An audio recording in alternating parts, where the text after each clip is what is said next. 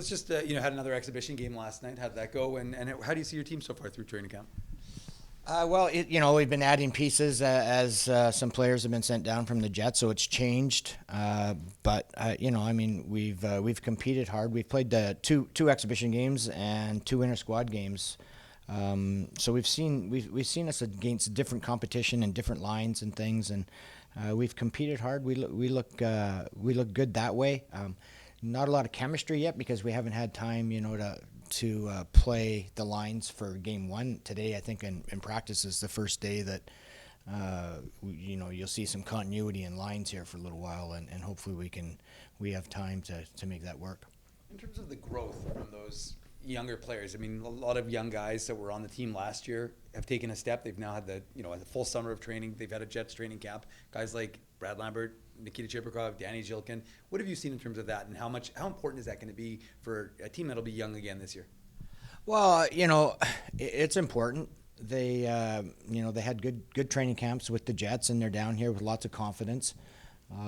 You can tell that they're better players than they were last year, and it's only time is going to tell on how that all moves forward. But they look mature, they look bigger, they're stronger. They seem to do things quicker, and some of those guys like Lambert and Chibrikov, they spending the last 3 weeks to a month with NHL players. That's a huge benefit.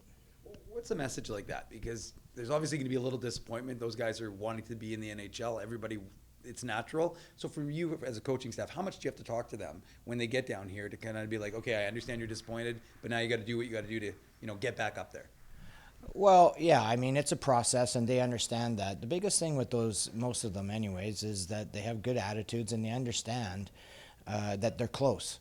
And, now you can't quit, you can't give up. It's all about pushing forward and pushing through that door and making sure when you get the call, you're, as best as you can be. And so you could tell by practice today, they were very, very aware of what was around them and how hard they were working, and I thought they practiced excellent, and I don't expect anything else from them. They both have great attitudes. One guy who also, of course, spent a lot of time up with the Jets for training camp was Elias Salomonsson. Obviously, getting his first taste of pro hockey in North America.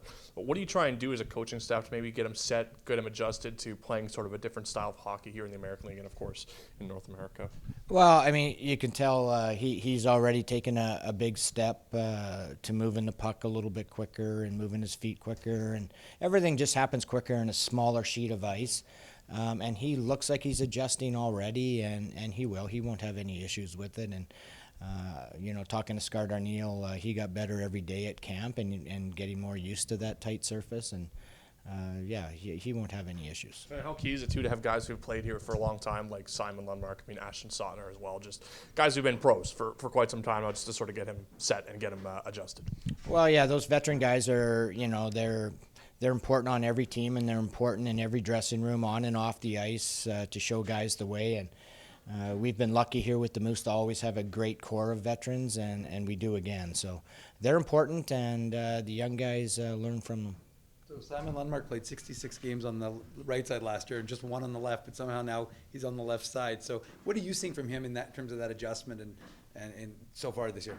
Well, we just think he's one of the guys that can make that adjustment, and he skates well, he's smart, moves the puck real well, handles it well. So we think he's someone that can make that adjustment, and it just makes him a better hockey player, makes him, a chance for opportunities, both if he can learn that position in the left and the right, double the opportunity.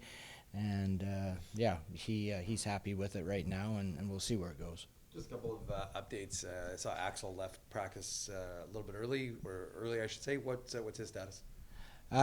Just a tweak growing, and he just didn't want to make it anywhere. So it's just precautionary, and get some treatment today, and hopefully he'll be on the ice tomorrow. And Chaz Lucius, I think he played in the game last night, but wasn't on the ice today. What's his status? Chaz did not play in the game last night, and his status is, he's recovering from his ankle, and it's still an ongoing process, on and off. So we take it day by day, and see. So when it gets sore, we don't want to keep pushing it. We want to make sure that we have him at 100% at some time. So we're cautious with it. So this is more just about like management, and this is kind of just the plan for him anyways, is just to kind of manage it so you don't exacerbate the problem. Exactly. Like, he had 2 inter-squad games and 3 hard practices in a row. I think, 5 ice times in a row, and it got a little bit sore, so we're just backing off on it a bit. In terms of what you've seen from him so far, because it's a huge year for him, obviously. What have you seen and what have you liked so far from the Minnesota? Well, I mean, we had an inter-squad game where I thought he looked really good. He had the puck on his stick a lot and scored some goals. The big thing is just that he's healthy and that he's having fun, so he can enjoy hockey again. So we take our time with him, and as I said, we're cautious, and he looks good to me when he's on the ice. We just got to keep him there.